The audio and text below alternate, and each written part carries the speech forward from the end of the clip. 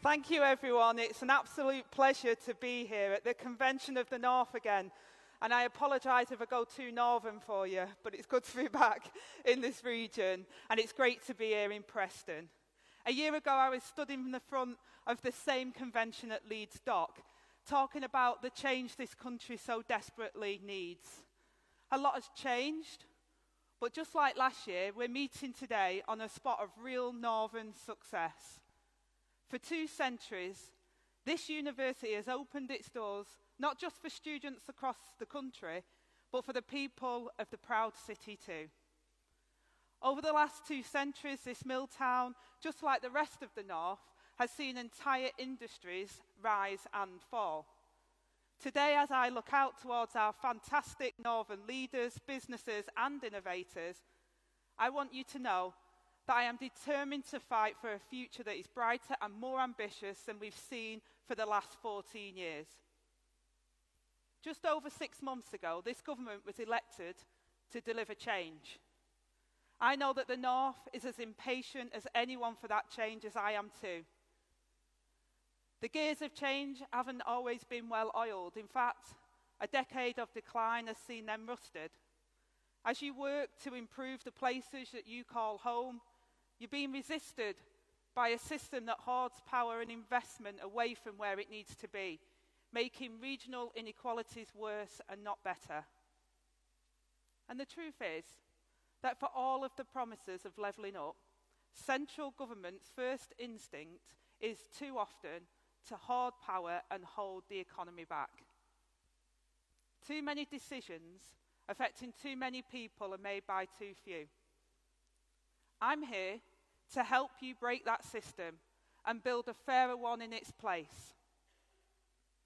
Now, last year I promised this convention that I would be a Deputy Prime Minister for the North. And working with many of you sat here today, I'm proud of what we've achieved so far. We've taken the hammer to business as usual in Whitehall, and within days of getting a government, Labour Secretaries of State were giving up newly won powers for the sake of our towns and cities, with the Prime Minister leading the charge. It's not been comfortable, but it wasn't supposed to be. After all, we were undergoing a generational power shift from Whitehall to the Town Hall. We're putting support for business at the heart of this, with Growth Hub funding rolled into integrated settlements, an office for investment working with mayors to develop funding opportunities, and working with mayors to develop regional innovation funding. In just 6 short months, we're on track to complete the devolution in the North. This means decisions for the North will be made by the North, so that Northerners will no longer be dictated to from Whitehall. And this change will be irreversible. And that's important because I know firsthand that decisions are best made by people with skin in the game. And that's what our English devolution white paper is all about. Nothing less than a total rewiring of power in England. And for all the techie talk of devolution, the goal is simple. We will give mayors the power to drive growth, to use new levers over planning, housing and regeneration to get Britain building. We are ending the begging bowl culture and giving local leaders flexibility over their spending. For the first time in British history, we have created a department-style integrated settlement, giving Mayor Parker and Mayor Burnham over £1 billion in flexible funding. And next year, I'm delighted that Liverpool, the North East and South and West Yorkshire will all follow. This will be a game changer for families across Northern England, giving mayors the freedom and the flexibility to make the right decisions for their place. And you only need to look at what our Northern mayors are already achieving to see why this is so important. Just look at Mayor Braben's small and medium enterprise graduate scheme, keeping homegrown talent in West Yorkshire, and her investment in bus routes getting people to work quicker and cheaper. Or Mayor Coppard's Pathway to Work Commission, putting 10,000 residents in South Yorkshire back to work. And in York, and North Yorkshire, Mayor Skeeth is investing millions in high streets, supporting local businesses to thrive. Mayor Rotherham is bringing award-winning TV and film productions to Liverpool with investment in new studios. And the success of our northern mayors doesn't stop there. In Greater Manchester, Mayor Burnham's B Network is making simpler and more affordable to get the bus and the tram. And further north, Mayor McGuinness has set up the first mayoral child support poverty reduction unit to support families across the North East. A future for the North built by those that call it home. Now, uniting under the banner of Great North and a vision for a new era of Northern cooperation, this isn't about pitting place against place. This is about understanding what our towns and cities can achieve together. It's about releasing Britain's untapped potential. And don't underestimate the effect of cabinet ministers having mayors at the end of the phone. Let me tell you, not one of them will shy away from telling us how it is. And Andy, I'm looking at you. This isn't by accident that devolution sits in my department. It's by design. Because mayors aren't just a helpful partner to unlock housing, transport and infrastructure. They're critical levers to our mission for growth. And let me tell you why. All of you in this room are trying, like I am, to get Britain building again. Yes, building houses, but also building your business, building renewable energy, building data centres. All too often, we are met by a system that says, don't bother. Well, I am absolutely determined to break that system, and I'm handing mayors the sledgehammer. Earlier this year, we published a new national planning framework to break down the barriers to sustainable growth. And today, I want to share more details on how we will go even further in our planning and infrastructure bill. Mayors are at the centre of our plan to build 1.5 million homes. By giving them the powers they need, mayors are an army to take on the blockers. We are backing them to work across huge regional geographies to get the job done. That's why we're giving them powers to call in applications on those large strategic sites that will really turn the wheel of growth. And it's why we're putting grant funding for regeneration and housing in their hands. To enable mayors to deliver on their plans, we will forge a stronger partnership between them and Homes England. Over time, we will move Homes England to a more regionalised model so that the agency is even more responsive to the economic plan of an area. We've already committed to strategic authorities for the entire country, but we can't waste time in building the homes that we desperately need. That's why I can confirm that the planning and infrastructure bill that I will introduce into Parliament in the weeks ahead will allow councils without mayors to come together to set spatial development strategies. This means bringing forward house building powers as soon as we can. And I think there's huge potential here.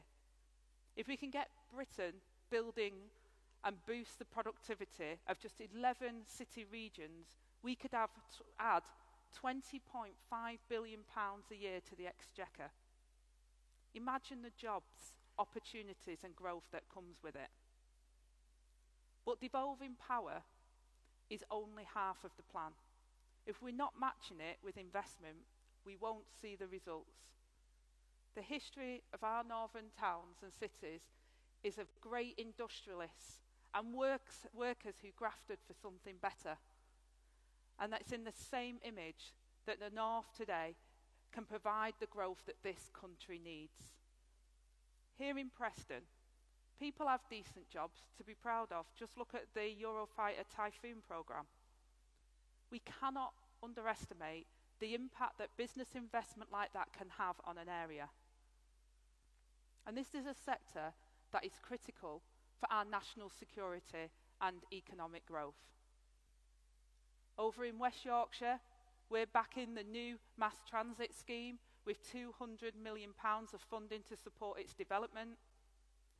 Anyone who expects the businesses of Leeds to meet their economic potential without proper transport networks need to ask themselves why they expect the North to settle for less.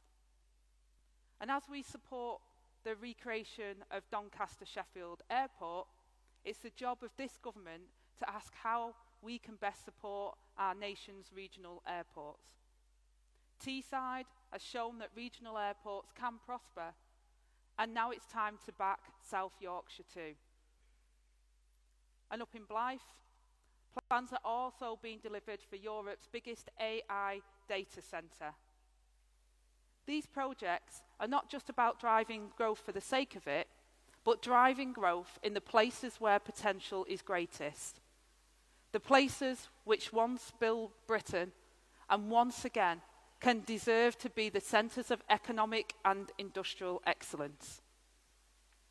Now, private investors understand the potential of the North, but for too long, the previous government's approach to public spending has increased regional inequalities, leaving us with a divided, low growth and low productivity economy. And that's why I share the Chancellor's determination to review the Green Book, to properly recognise the potential of places across the country. This means a full review of what it means for a project to be value for money. Alongside this, our industrial strategy led by the Business Secretary will see a complete rewiring of the state. The Mayor's local growth plans are the bedrock of our industrial strategy, underpinning how we drive growth in every town and city. And finally, harness the great potential of the North. Now, these plans are already underway. Every mayor is working with government to align priorities. But time is of the essence. That's why we're wasting no time in publishing local growth plans and setting out these blueprints to deliver the manufacturing and green jobs of the future. That's only part of our efforts to rebalance the economy. My department and the Treasury are working with all strategic mayors with expert units laser focused on unlocking devolution opportunities in skills, transport and business support. And as we kickstart growth, it is only right that the workers who fuel the economy get back what they put in. This government's Employment Rights Bill means the biggest upgrade to rights at work in a generation. A bill that takes the very best standards from the very best businesses and extends it to millions more workers. And we're clear, better living standards is our number one mission. And we will succeed in our mission when working people can contribute to growth and benefit fairly from it. And in some of the most deprived parts of the country, in places across the North, this legislation could save workers up to £600 in lost income, giving people a stable income, a chance to get a mortgage, putting more money in people's pockets, which in turn can be spent on the high streets and in local businesses, boosting town centre economies with regenerative effects. This is about building a new route to prosperity from the bottom up and the middle out, not the top down. Managers and senior decision makers agree that the bill will boost productivity, which is good for workers and it's good for business too. We all know that treating workers decently is just what good businesses do already. We are back in business to level the playing field so that good employers aren't undercut, encouraging businesses to compete on quality and innovation in a race to the top. Without our bill, more working days will be lost through ill health, costing businesses money, and so inaction isn't an option. Businesses have everything to gain from this bill, but I recognise that it will be a big change, which is why, where businesses have raised concerns, we have listened. It's why we introduced a statutory probation period, because we want businesses to be able to hire with confidence while still extending new protections for workers. These are plans which are pro-business as well as pro-worker.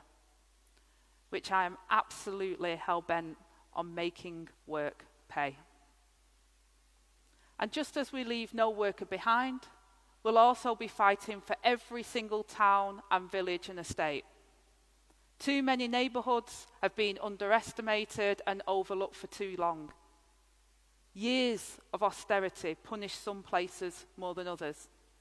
And if we're serious about rebalancing the economy, we have to leave nowhere behind. When I first stepped into government, we inherited a burnt-out shell that they called Levelling Up. It promised to rebalance the north and the south. When I got into government, the truth is, the money didn't exist. There was this warped idea that all places needed was just a liquor plant and a chessboard in the park. The job as Secretary of State before me was to micromanage announcements, choose which towns get what, pit them against each other. But the demands of our nation, the way to kickstart our northern economy, requires so much more than a dragon's den way of governing. So instead, we're doing away with the sticky plaster policies of old and working towards national renewal. To achieve that, we need to start empowering people to drive change in their communities. And to anyone who doubts this ambition, to anyone who doubts the North, I say that our region has been underestimated and overlooked for far too long. This government is only giving the North what it's owed and what it deserves. For too long, our dated system of council funding has been stacked against the North. The days of ministers expecting the North to go cap in hand ends now. That's why, alongside Jim McMahon, our Minister for Local Government, we are making simpler and clearer structures to fix the foundations of local government. He is also beginning to replace the funding formula to give the North nearly 840 million more this year. That brings the North total increase to just over 8%, the biggest rise of all regions in England by a good distance. If this new formula had been applied under the last government, the North would have seen billions more in funding. And instead, councils saw cuts of 23%. So we're starting to right that wrong. And we realise that every council has different needs. That's why we've set aside a cash terms increase for local government of 6.8%. That's over £69 billion for local government. Now, all councils are facing pressures, but it's particularly hard for those that bore the brunt of austerity. And this year's settlement marks a clear direction of travel for the rest of Parliament. But I know that the change this country needs can't be micromanaged from Whitehall. It's people in this room today, mayors, councillors, business owners and investors, who will drive us forward. And as that happens, I can promise that the full force of government will be behind you, transferring power out of Westminster, getting Britain building, letting our towns and cities fire on all cylinders, doing whatever it takes to kickstart economic growth, and leaving no one behind that government's defining mission. Thank you.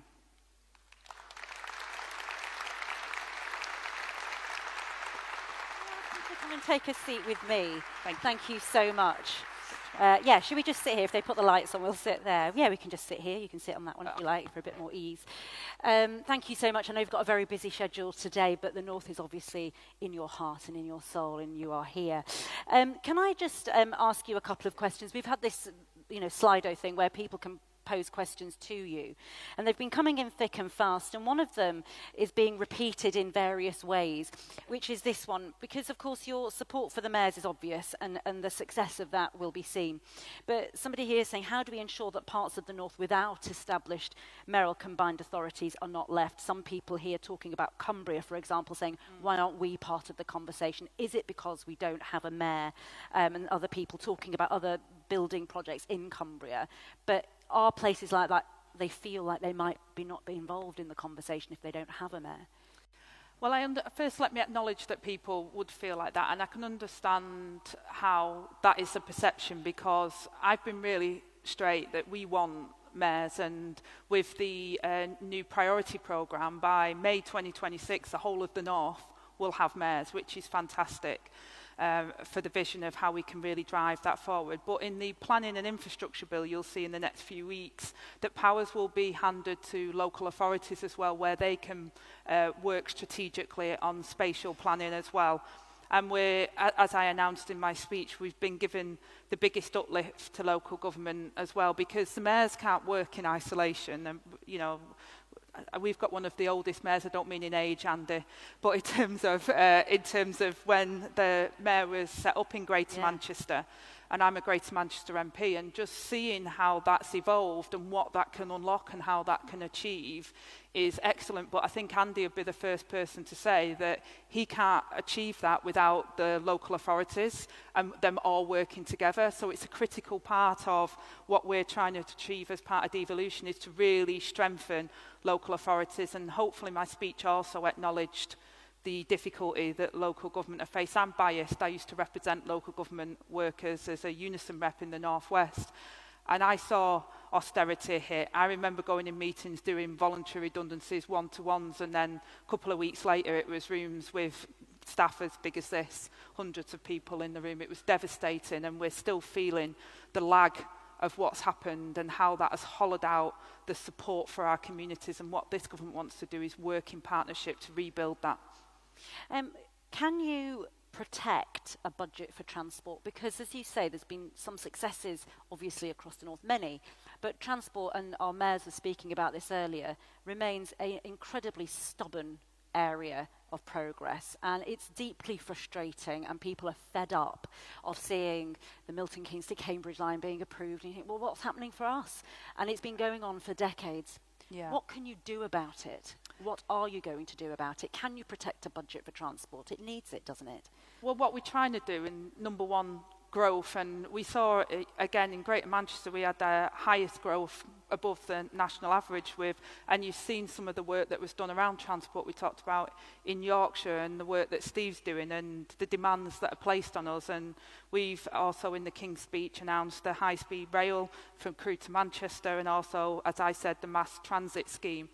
So there's investment there, but it's clunky, and we need to look at whole place and the investment that we can do. And I'm really pleased that one of the departments that have been really receptive to devolution has been the Department for Transport. So the Secretary of State there is really keen to make sure that we use mayors and use local areas to understand transport connectivity, because it isn't easy to get from our cities into our towns, and in our rural areas in particular, the franchise model that we have doesn't work for them. So I think there's some real innovation both at central government but also with the use of mayors and local authorities to really connect our transport system up, because you go to London, it's a different world compared to when you go elsewhere, and that's the ambition that I think mayors and local authorities have, is to have a transport system that works for local people, gets them to work when they need to, and instead of, you know, one that is based on profit. We really do need a system that works for people and delivers, and we haven't seen with the privatisation of transport, let's face it, it hasn't got better, it's actually got worse. And it was mentioned earlier this morning that, you know, the West Coast main line will be full by 2030s. The M6 will be clogged. I mean, there isn't really much time, is there really, left to really fix this problem?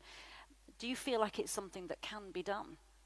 I think it has to be done. I mean, I've got skin in the game. I don't want to be sat on the M62 or on the Avanti West Coast. I think it's absolutely crucial, and it's not just crucial in terms of people's experience, but it's crucial for growth, because if people don't have the transport links, we won't get that growth that Rachel, our Chancellor, is so keen, and our Prime Minister is so keen on. We get that, we understand it, and that's why we're really keen to make sure that where we can, we're maximising the money that's in the system. And it is difficult. The inheritance was even more shocking than what the IFS was predicting before the general election. We found a £22 billion black hole. A lot of my department was in reserves. So we had to make some really tough decisions, but we've made it a priority for growth, because if we get better growth, then there is more investment in our public services, and that is the key to turning the country's doom loop of stagnation that we've seen over the last number of years. There is another question on transport here. There's a lot of those questions on transport. Seeing as though HS2 was supposed to catalyse national growth, wouldn't it be better to reinstate Phase 2B for national good rather than localised high-speed networks? Well, again, I've just outlined the situation we faced, and I don't need to rehearse to everybody what happened with HS2. The previous government cancelled it. I mean, the billions of pounds makes me angry that we lost in that process. But we have committed to high-speed rail for Crewe to Manchester. We have committed to the mass transit scheme, and we are looking at ways to which we can support transport across the north, because we recognise that our national growth mission will not be achieved unless we solve this problem. And I think, to be fair, the fact that you focus so heavily on this tells me, again, that we're in the right place, and the mayors and the local authorities that are bashing down our doors saying you need to do something about that are absolutely right. Can we talk about something that was, we discussed actually on Good Morning Britain, I was mentioning it this morning, about the postcode lottery on free school meals, in that London has its own provision, Scotland and Wales are doing their own thing, and when people are on less than £7,400 on universal credit, they qualify for it, but if you're just above that, you don't. And that leaves a lot of children, particularly in the north. This is coming from charities that work in the Food Foundation and others who we spoke to this week. It leaves hundreds of thousands of children, particularly across the north, skipping meals without hot meals. That just simply isn't fair. How can you talk about levelling up if you don't provide that? So the free school meals issue, as well as the 2-child limit, is a real devastating situation that we inherited, and I want to see us turn it around. And I've spoke on this morning before about this. I was a recipient of free school meals. When looking at what money and finances we had, the evidence was really clear that providing a free breakfast in the morning has more effect. It is targeted and it has absolutely more effect, and that's why we prioritise that. Within the first 6 months, we did announcements this week through the Education Secretary about rolling out that free breakfast clubs, and that will make the biggest impact. Now, I'm not saying that some of those issues don't exist and that they couldn't make an impact as well, and this government has set up a child poverty strategy and task force, which I sit on, and absolutely determined to make sure we did as the previous Labour government did when they took over in '97 and found levels of pensioner and child poverty at record highs. They brought it down, and this government is determined to make that one of its key milestones and mission, is to bring down levels of child poverty.